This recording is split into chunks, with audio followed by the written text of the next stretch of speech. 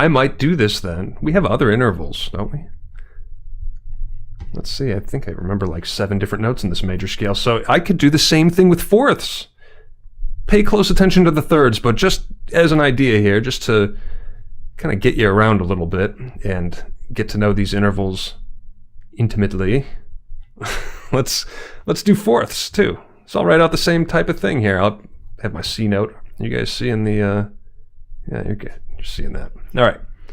So, I don't know why that's open. There we go. What's a fourth above C? That might be an F note. Then down to D, down to the next note of the scale. Fourth above that, that's a G. How about, let's see, where do I want to put this? There's an E note. There's a fourth above, that's an A.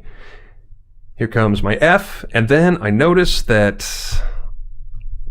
something odd happens here. It doesn't look odd, but when I play that, that doesn't sound like the other fourths. I haven't even played them yet. Let's test.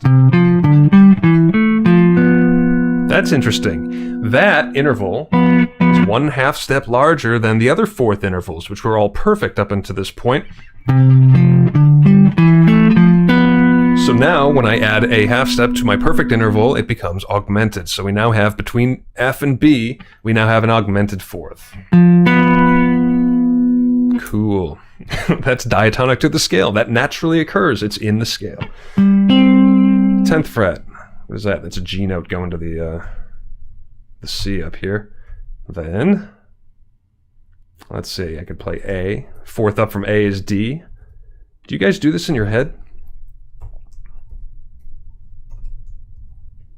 Kind of figure out the head math of all these intervals? Like, what's a fourth above A? A, B, C, D. 4, right? That's another part of this. You can practice that away from your guitar. Just get to know how the letters lay. So there we go. Fourth intervals. Augmented fourth.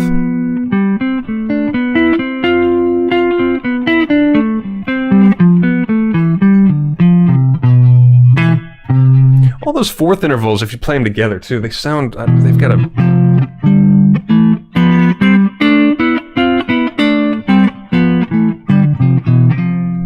They've got a thing to them. They sound, I heard them described as like ancient sounding, which kind of makes sense, right? Think Gregorian chant and that type of thing. I mean, that was a lot of perfect intervals that were sort of moving in parallel. So, anyway, fifths. I could do fifths. What's a fifth above C? What was that? A G note. All right, let's try that. So I'm going to sequence my fifths. I'm going to start on C. We decided G was a fifth above. Here it is. Here's my D note. That's the next note in the scale. A is a fifth above that. I'm going to put my A over here. So we're now skipping a string. Hopefully you guys can see that. So now I've got C to G. There's another way to play a fifth. That's another cool thing about working through stuff like this on the guitar neck, is you start to see multiple ways of playing the same interval. I could have done this. Could have done that, but I'm going to do that skipping a string, going up to that A note. Next, that was E. And that goes up to B. That's the fifth above that note. And then F to C, G to D. There's that funny skip again. So between, and I'm doing this kind of to keep me in a position here. I don't want to move my hand. I'm lazy today. I haven't played all weekend. Technique-wise, too, let me come over here real quick. Technique-wise, if you guys are working on your right hand, you're skipping strings here. You've got combinations of notes on different strings. I'm seeing this as a great opportunity to work on my hybrid picking a little bit, meaning my pick is playing the lower of, say we're dealing with a group of 2 notes. My pick will play the lower of the 2 notes, the lower sounding one, D in this case, and then to skip that string, I'm going to throw in a middle finger or a ring finger on this hand so that I don't have to swing the pick all the way over here. So that group of notes became picked note on the D, and then a pluck with the middle finger on the right hand for the A note. So, nope, that's a... No, God. Oh, I gave it away. We're going to get a diminished interval. Where'd we leave off? On the G note. Okay, let's go a little farther here. We've got A going to E, that's the fifth above. And then B going to F. Right there. B going to F, that is a diminished fifth. Looks like a fifth interval, but it's a half step smaller, and that's what happens when you take a perfect interval and you delete a half step from it. It's going to be diminished. And then what? Then let's throw in our C just to complete the octave, and that fifth above it could be up there. Very nice. All right, that's fifths. How about sixths? That might be next. Get a sixth. What's a sixth above C? That would be A, right? For some reason, sixths, with my students at least, there was kind of a blind spot as far as figuring out the note, doing the head math to figure out the note that it is. So I always remember spending a little more time with sixths. They sound great. I'm gonna play that over here.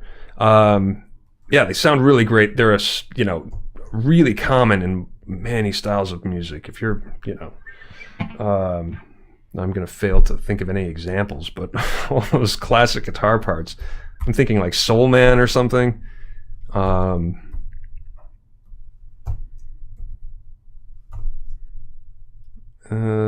not even talking my way through this. Going to B.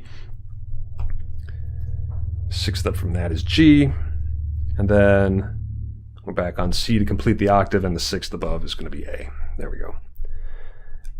I'm writing these out in 1 octave spans here. Go farther than that. So find these in multiple octaves.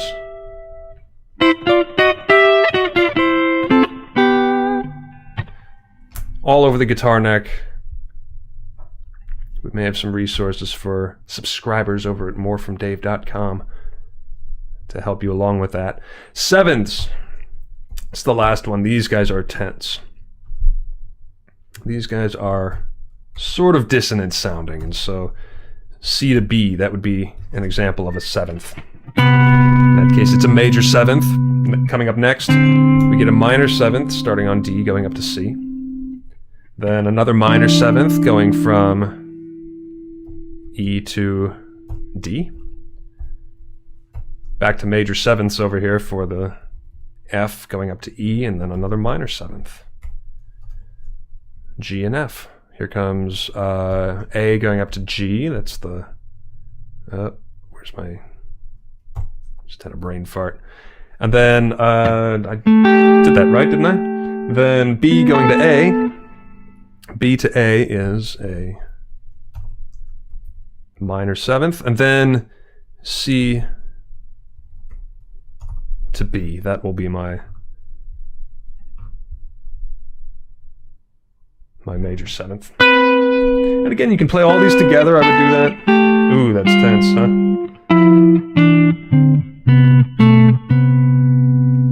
How nice. All right. So anyway, these are the intervals that we get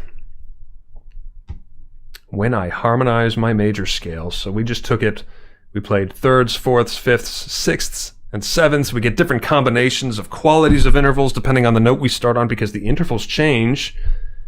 The intervals change depending on the note of the scale you're on. Focus on the thirds. Thirds are going to be, and if you did nothing else, the thirds are going to be important here, especially in our understanding of harmony, because everything's going to be stacking thirds from here on out. So next time we're talking about triads and that kind of thing, read ahead in the packet if you want, the one you got from morefromdave.com, the quick start packet, and keep an eye out for all your cool supplemental materials moving forward.